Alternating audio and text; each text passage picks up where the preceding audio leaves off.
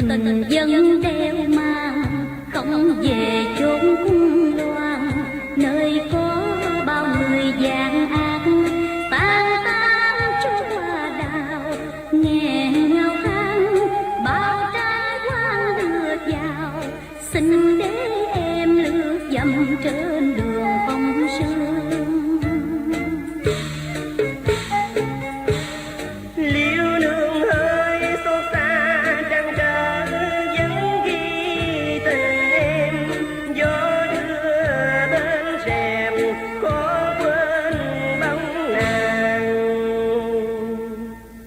Làm sao chia lìa nhau, Liêu nương nhớ hoài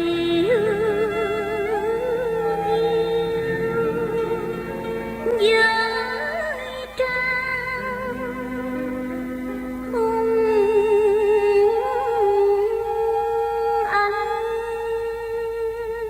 anh.